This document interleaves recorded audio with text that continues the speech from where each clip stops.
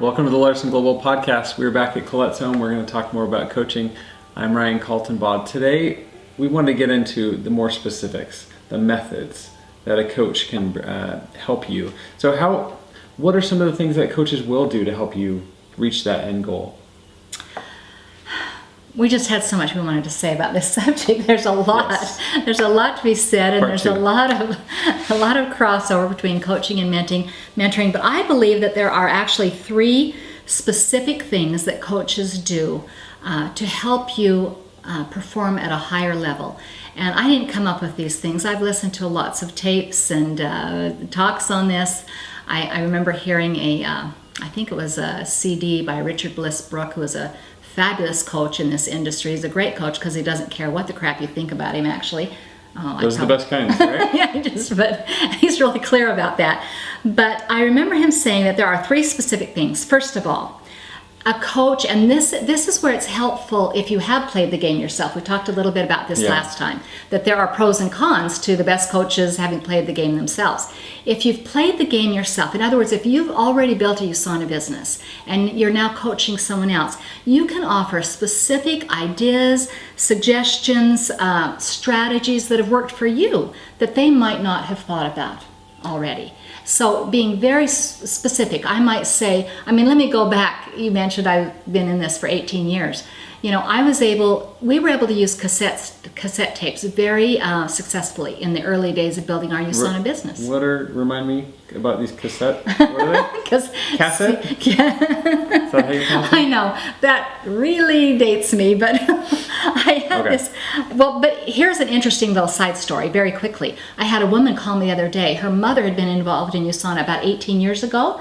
And this girl is now 38 years old. She was cleaning out her mother's condo and found one of my cassette tapes. Here's this woman with long brown hair that says, "You can if you think you can." So she told me that she found a cassette player, put this tape in, shared it with a guy that she'd been dating. The guy did my entertainment system here in my new home. And he said, "I know that. I think that kind of looks like her, the picture."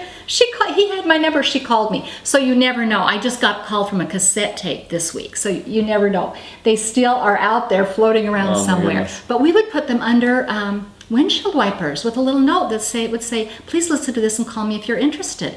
I shared that tip with people, and before we knew it, people in USANA were throwing cassette tapes all over the place. I shared a strategy that had worked with us.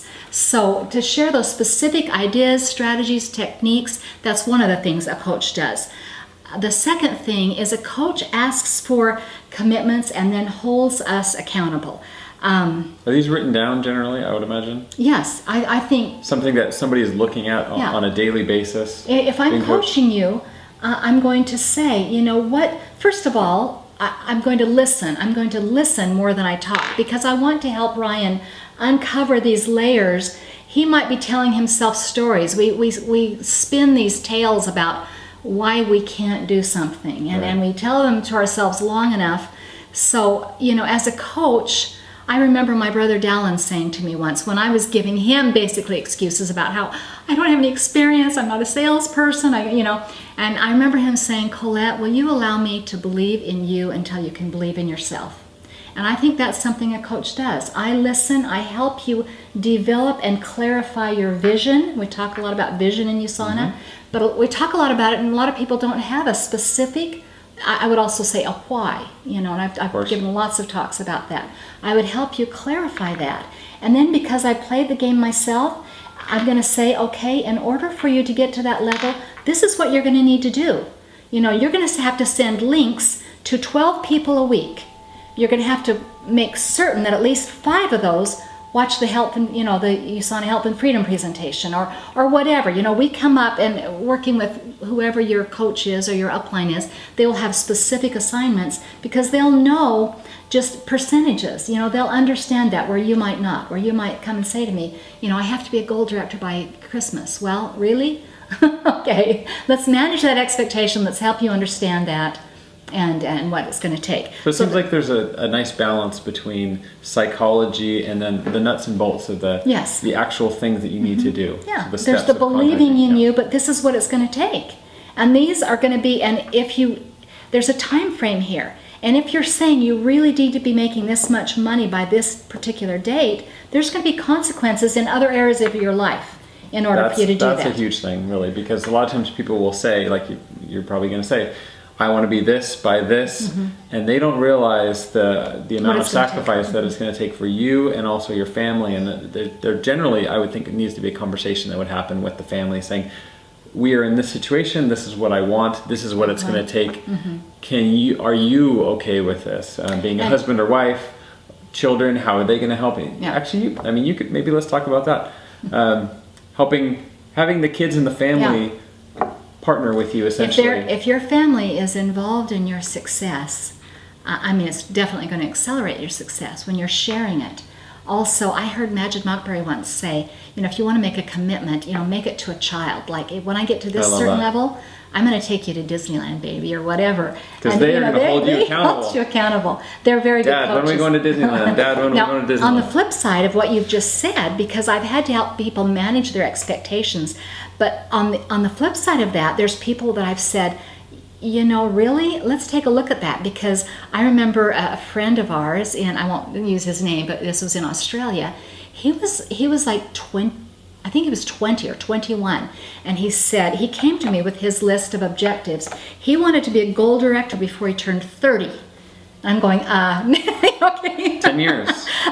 It's doable, right? It's doable. Okay, we can make that happen, but I don't think there's going to be much personal growth there, much stretch. Maybe I need to push you out of your comfort zone a little bit. So it can work both ways with a coach, helping you stretch a little farther than you were willing to, or maybe reining you in when I see that you're setting yourself up for failure. One of the things we've learned in the past about setting goals and reaching a target in a specific time is set it to where it's a little bit more, makes you a little bit uncomfortable, maybe even moderately uncomfortable. That's probably the place. If it's not uncomfortable at all, then what's the point, really? And you really probably don't need a coach either, or a mentor to do that. But on the other hand, I have heard people set, shoot for, that old saying, what is it, shoot for the moon and land on a star, vice versa, or whatever.